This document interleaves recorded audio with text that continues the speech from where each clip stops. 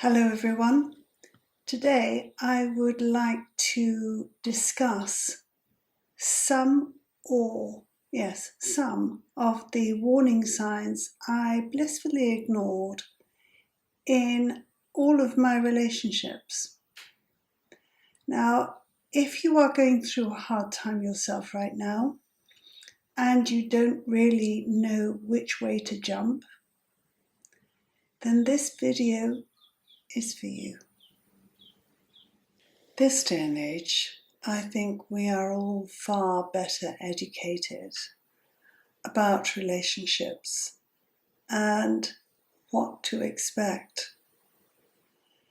When we are in a relationship and we start thinking that something isn't quite right, then we're probably right. There are so many micro signals that we must be getting to stir that feeling within us. It might be phone calls that the other person has to take outside of the room. They might even have to take their telephone everywhere they go. Even when they're going into the shower, they take it into the bathroom for fear that you might have a look at it. That is a red flag. If they are behaving differently, if they are showering more often, if they aren't talking to you as they used to, they've become disrespectful, they are looking for an argument constantly, trying to rattle you, that's another red flag. Something is wrong. They just don't want to say it outright. They're probably too cowardly. When I met my first husband and I started going out with him, I was almost 15 and very young. And I think at the point at which he started just to refer to me as ugly, call me ugly, he would just call me ugly. He'd say, "Oh, hello, ugly." I should have left then. I should have had enough chutzpah to just say, no, I'm not putting up with that. But I didn't. By the time I left him, we'd been together half my life. I left when I was chucked out when I was 28. And even then, he made it all about himself. Poor him, that his wife had left him. Well, actually, he'd thrown her out because she'd gone for a divorce to the solicitors. I should have left right at the point when he started being disrespectful. I should have left, even though I didn't leave then, I should have left when he started accusing me of having an affair or affairs. Because I think people who constantly say, I think you're having an affair, I think they're projecting. Because if you are truly happy in your marriage, you don't do that. You don't think it. You don't think anybody would want to cheat on you because you're so happy. You don't see it coming. But if they're already saying it, or saying, well, if you don't trust me, somebody who wants you to trust them will say why you should trust them. Not, well, if you don't trust me, I can't believe you don't trust me. Trust is earned. And when you start thinking that somebody else is having an affair or is up to no good, there are several reasons why. They are all in the back of your mind, accumulating all those little changes in behaviour, the times when they say they're going somewhere and actually never turn up, but they're somewhere else. They're hiding their telephone, this day and age. All sorts of little snippets that you think, well, that's odd. The hardest thing to do at the point when you think you have to make a decision is to do nothing. When you do nothing, it gives you a space in which you can plan what you need to do for the rest of your life. To act impetuously will not serve you well.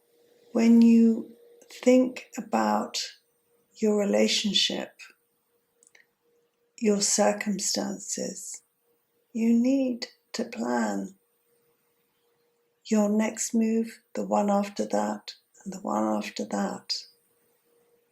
You need things in place. You need to be able to talk to your family and seek their advice. Friends can be a great resource too, because you will need support, emotional, possibly financial support, whilst you get your act together again. But you will be able to do it. Nobody should stay in a relationship with someone toxic. It is a recipe for disaster on every level. You could even end up in hospital like I did in Tenerife. I should have let that particular relationship go. Months and months before I ended up in hospital. I don't know why I didn't, but I didn't. But I never went back, thank goodness. Sometimes it's easy for other people to say, well, you should do this and you should do that. But none of us know what your situation truly is. The only thing I do say is that you're much stronger than you probably think you are. You have probably many more options than you think you do. And this will pass eventually. Ignoring it doesn't help.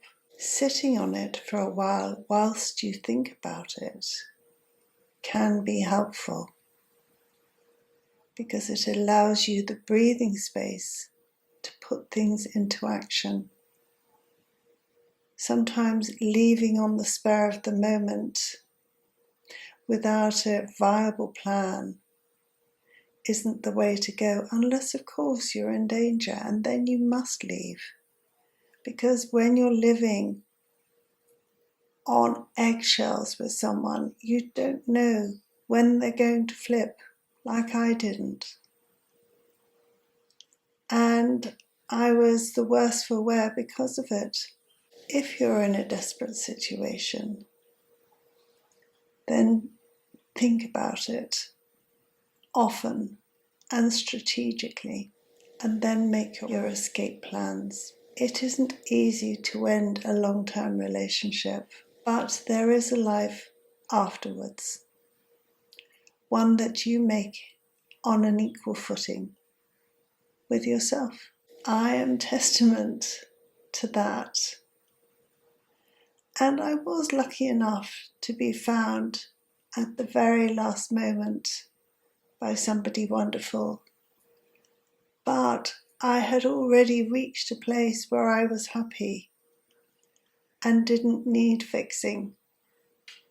I was ready to move down to Dawlish in Devon and be happy there. The mere fact that my darling boy found me in the last couple of seconds of me being on that website are miraculous.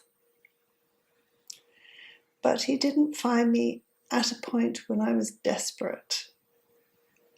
If he had, I think the dynamic of our relationship would have been entirely different. And possibly it might not have worked. It's because I went through so many tough times that I was as strong a person as I am. I do hope that if you are going through tough times right now, that you realize you do have options, no matter how scarce they seem. You do have options. We are always, all of us, at a point of choice. The choice might be difficult, and goodness knows, I know how difficult choices can be. But you are still at a point of choice.